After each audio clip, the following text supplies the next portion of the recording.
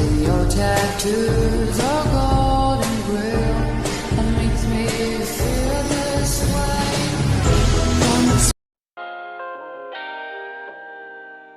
Halo, perkenalkan nama saya Kara Andarista Putri Pranata, bisa dipanggil Tita, dari kelas 7E absen 7.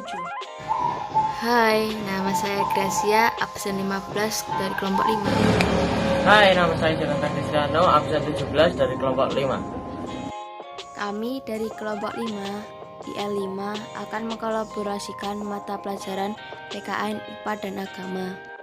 Pelajaran PKN kita akan menceritakan tentang karakteristik daerah Solo serta ekosistem yang ada di lingkungan Solo. Pada mata pelajaran IPA, kita akan menceritakan tentang ekosistem yang ada di lingkungan serta bagaimana cara merawat lingkungan. Pada mata pelajaran Agama, kita menceritakan dan menjelaskan arti dari persahabatan dan pertemanan. Karakteristik daerah Solo. Salah satu kota paling nyaman untuk ditinggali, Solo yaitu salah satu kota nyaman buat ditinggali di tanah Jawa. Solo yakni kota yang terletak di Provinsi Jawa Tengah. Kota ini sangat nyaman dihuni karena ketenangan kotanya. Penduduknya sebagian besar suku Jawa. Solo atau Surakarta memiliki semboyan berseri, kependekan dari bersih, sehat, rapi, serta indah, sebagai slogan yang mencerminkan ketenangan kota ini. Tradisi unik Kota Solo. Di Kota Solo ada tradisi unik yaitu kirab pusaka satu suro. Acara ini diselenggarakan oleh Keraton Surakarta dan Pura Mangkunegaran pada malam hari menjelang tanggal 1 Suro. Acara ini ditunjukkan untuk merayakan Tahun Baru Jawa 1 Suro.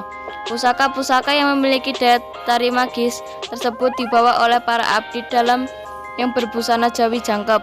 Kirab yang berada di depan yaitu sekelompok kebo bule bernama Kiai Samad, sedangkan barisan para pembawa pusaka berada di belakangnya.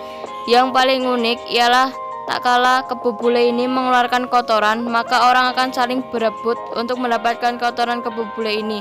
Katanya sih bisa membawa berkah, namanya juga kepercayaan. Berdirinya Kota Solo. Setelah berdirinya Republik Indonesia pada tanggal 17 Agustus 1945, pada 1 September 1945, Sunan Pangkubuwana ke-11 mengeluarkan maklumat bahwa Kasunanan Surakarta mendukung dan berada di belakang pemerintah Republik Indonesia. Selama 10 bulan, Surakarta berstatus sebagai daerah istimewa setingkat provinsi, yang dikenal sebagai Daerah Istimewa Surakarta.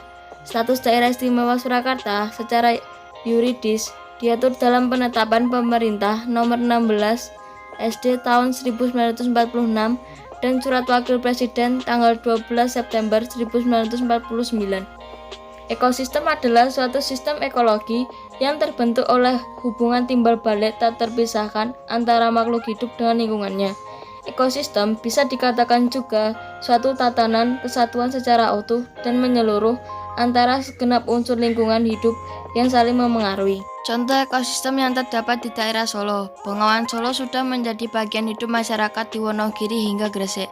Namun, sayangnya sungai dengan panjang kurang lebih 548 km ini terancam oleh perkembangan industri. Ekosistem yang rusak adalah ikan endemik, yang dulu banyak ditemukan saat ini sudah langka atau hilang.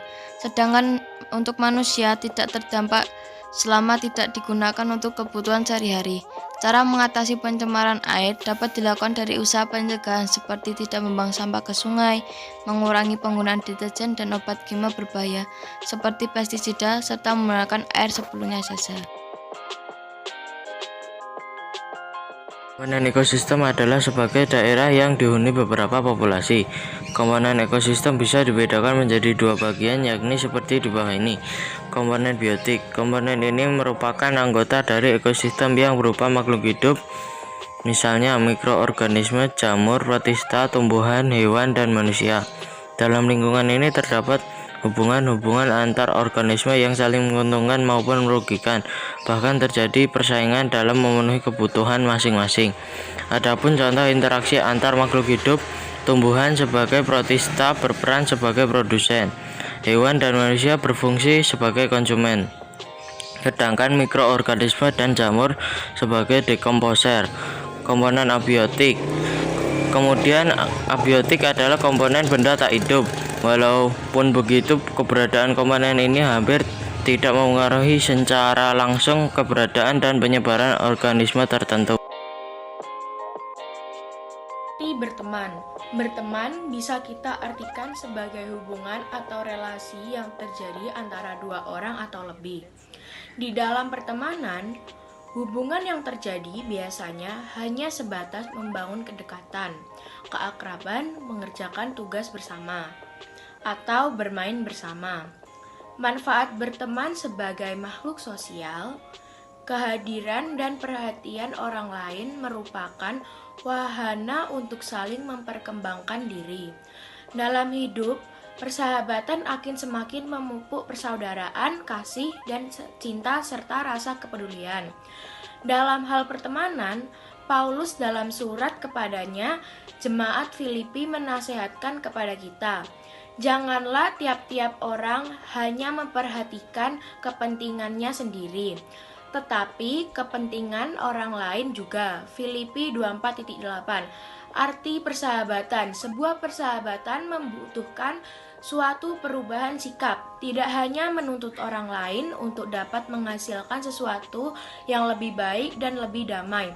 Persahabatan adalah hubungan antara dua orang atau lebih yang sungguh dekat. Manfaat persahabatan melalui persahabatan yang baik dan benar. Kita dapat saling belajar satu sama lain, saling berbagi, suka ataupun duka. Sekian video dari kelompok 5, jangan lupa like, komen, dan subscribe. Jika ada perkataan atau tutur kata yang salah, mohon dimaafkan. Sekali lagi, terima kasih.